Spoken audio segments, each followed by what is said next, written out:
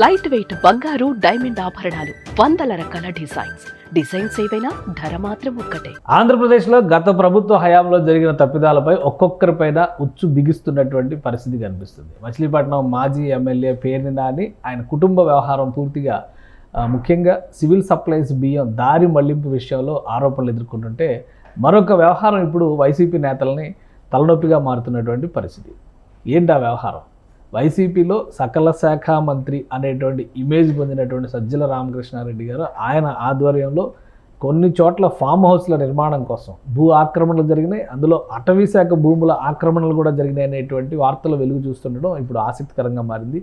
ఈ అంశాలపైన కూటమి ప్రభుత్వం రియాక్షన్ ఎలా ఉండబోతుంది? అసలు నిజంగా సజ్జల అక్రమాలకి పాల్పడ్డారా లేదా? ఈ అంశాలను విశ్లేషించేటువంటి ప్రయత్నం చేద్దాం. మనతో పాటు చంద్ర శ్రీనివాస్ గారు అనలిస్ట్ ఉన్నారు. చంద్ర శ్రీనివాస్ గారు నమస్కారం. నమస్కారం. సజ్జల రామకృష్ణారెడ్డి గారు అప్పుడున్నటువంటి గవర్నమెంట్లో పవర్ సెంటర్, అంతే, ముఖ్యమంత్రి కంటే ఈయనే పవర్ఫుల్ అనేటువంటి అభిప్రాయం కూడా ఉండింది. అవును. ఇప్పుడు ఈ కొత్త ఆరోపణలు వస్తున్నాయి. ఆయన కడప జిల్లాలో ఆక్రమణలు చేశారు, ఇంకా చాలా చోట్ల ఆల్రెడీ వాళ్ళ అబ్బాయి మీద ఆరోపణలు ఉన్నాయి. ఆయనకి సంబంధించి సజ్జల అరెస్ట్ చేస్తారని చెప్పని నోటీసులు ఇవన్నీ కోర్టులకి దాకా వెళ్ళినాయి. ఇప్పుడు సజ్జల పేరు కూడా ఇందులోకి లాగారు. అసలు ఏం జరుగుతుంది, ఏ వ్యవహారాల్లో ఇన్వాల్వ్ అయ్యారనేది ప్రధానమైనటువంటి ఆరోపణ.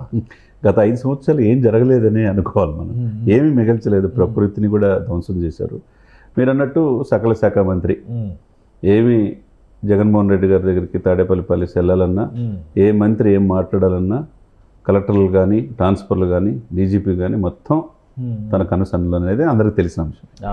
కాబట్టి ఆయన సోషల్ మీడియా జగన్ కనెక్ట్ అనేది వాళ్ళ అబ్బాయి సజ్జల భార్గవ రెడ్డి చూసేవారు. ఇప్పుడు కోర్టుల చుట్టూ తిరుగుతూ బెయిల్ కోసం ప్రయత్నం చేస్తున్నారు.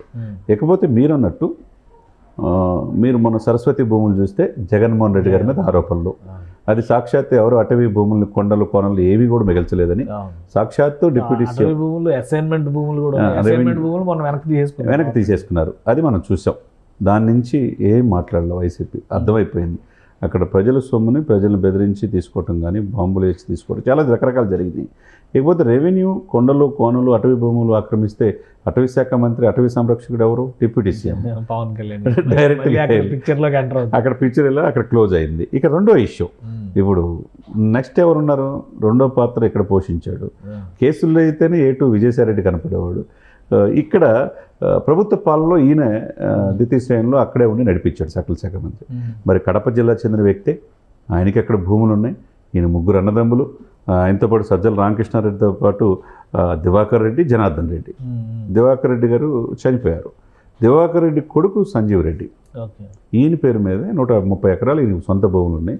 దాంతోపాటు ఇక్కడ సీకే దిన్నె దగ్గర ప్రభుత్వ భూమి 42 ఎకరాలు, అంటే అటవీ భూమి.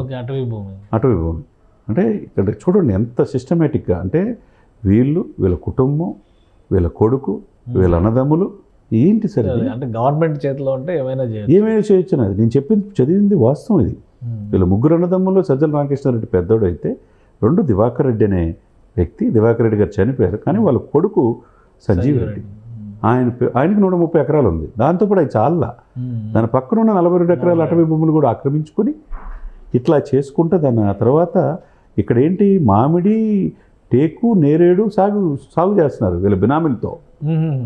అంటే చూడండి, అటవీ భూములను వీళ్ళే స్వాధీనం చేసుకోవటం, వీళ్ళకి సర్వెంట్లు క్వార్టర్లు కడుతూ వాళ్ళు అక్కడ ఉండటం, ఈ భూమిని ఆక్రమించుకోవటం. అంటే ప్రైవేట్ ప్రాపర్టీ అంటారు.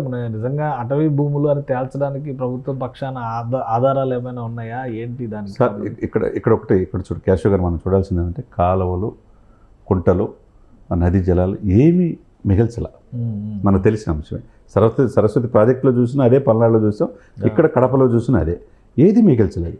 మిగల్చిపోవడానికి కారణం ఏంటంటే అప్పుడు ఆ ప్రభుత్వం రెవెన్యూ కావచ్చు, అన్ని విభాగాలు వీళ్ళకి ఏది కావాలంటే అది క్లియరెన్స్ ఇచ్చింది. కానీ ఇప్పుడు అట్లా కాదు కదా. ఇప్పుడు చూస్తా ఊరుకోవటానికి అక్కడ ఉంది సీఎం కావచ్చు, డిప్యూటీ సీఎం కావచ్చు, చాలా పర్ఫెక్ట్గా ఉన్నారు. అటవీ భూములంతా డిప్యూటీ సీఎం పవన్ కళ్యాణ్ గారి చేతులు ఉన్నాయి. కడప మీద ఈ మధ్య రాయలసీమ ప్రత్యేక కాన్సన్ట్రేషన్ చేస్తున్నారు. మరి ఆ విధంగా 2 సార్లు వెళ్ళొచ్చు పర్యటనలో. ఇక్కడ మైసూరు వారిపల్లి అయితే ఆయనకి సొంతగా 65 లక్షలతో అక్కడ పాఠశాలకి స్కూల్స్, అదే ప్లే గ్రౌండ్ లేకపోతే సొంత డబ్బు ఇచ్చాడు. మరి గతంలో వైసీపీ ప్రభుత్వంలో సొంత జిల్లాకి ఎందుకు చేయలేపారు? సరే, ఇవన్నీ చూస్తూ ఉంటే సార్ డెఫినెట్గా ఎవరైనా సరే కొండలు కోరలు ప్రకృతి రమణీయత మారిపోయిన వీటిని కూడా ఆక్రమించుకుంటే ఇంకేం మిగులుస్తారు సార్? మన నెక్స్ట్ జనరేషన్కి ఎటువంటి మనం కల్పిస్తాం? కానీ ఏంటి అసలు ఏ ధైర్యంతో ఇప్పుడు విజయసాయి రెడ్డి గారి కుమార్తె ఏమో విశాఖ తీరంలో సముద్రం బీచ్ 5 స్టార్ హోటల్ అక్కడ హోటల్ అని చెప్పి, అవును. ఇక్కడేమో అటవీ భూముల్ని చెట్లన్నీ నేలమట్టం చేసి అక్కడ ఫామ్ హౌస్లు కట్టి రేవు పార్టీలు జరుగుతున్నాయి. ఇట్లాంటి వైసీపీ నాయకులు రేవు పార్టీలన్నీ అక్కడ జరుగుతాయంట. ఓకే, ఎందుకంటే అంటే ఏ ధైర్యంతో ఇప్పుడు ఎవరు వచ్చినా మనకి తిరిగి ఉండదనా, లేదంటే ఏ ధైర్యంతో ఇవన్నీ చేస్తుంటారు, లేదా కక్ష సాధింపు చర్యల్లో భాగంగా ఇవి పదే ప్రచారం చేస్తున్నారు? సార్ కేశవ్ గారు అధికారంలో ఉన్నారు కాబట్టి ప్రచారం చేస్తున్నారనే మాట కూడా అవకాశం ఉంటుంది. కేశవ్ గారు ఏ ధైర్యం అంటే వాళ్ళకి దాదాపు రాబోయే 25 సంవత్సరాలు మేమే ఉంటామన్న కాన్ఫిడెంట్, ఓవర్ కాన్ఫిడెంట్. ఓకే, 10 సంవత్సరాలు మేమే ఉంటాం, మళ్ళీ వచ్చేది మేమే, 175 సీట్లు మాయే అని అనుకున్నారు. కానీ ప్రజలకు తెలుసు కదా ఏం తీర్పియాలో, 11 సీట్లకి పరిమితం చేశారు. కాబట్టి ఇప్పుడు ఈ ప్రభుత్వం చూసి చూడనట్టుగా ఉంటే వాళ్ళ దారిలో నీళ్ళు వెళ్ళినట్టు. కానీ నిష్పక్షపాతంగా ప్రభుత్వ ఆస్తుల్ని అటవీ భూములను ఆక్రమించుకుంటే డెఫినెట్గా ఎంక్వైరీ చేయాలా, స్వాధీనం చేసుకోవాలి. చేసుకోవటమే కాకుండా ఇట్లా చేసిన దానికి ప్రకృతిని ధ్వంసం చేసినట్టే కదా. మీరన్నట్టు విజయసాయి రెడ్డి గారేమో వాళ్ళ కూతురు పేరు మీద 5 స్టార్ హోటల్ కడతారు, అక్కడ జనసేన కార్పొరేటర్ కోర్టుకు వెళ్తే బీచ్ మొత్తం ఆక్రమించుకున్నారు. సరే, ఇక పెద్ద ఆయన అయితే జగన్మోహన్ రెడ్డి గారు కొండలనే తొలిచి ఋషికొండని 500 కోట్లు ప్యాలెస్ కట్టింది కూడా మనకు తెలిసిన అంశం.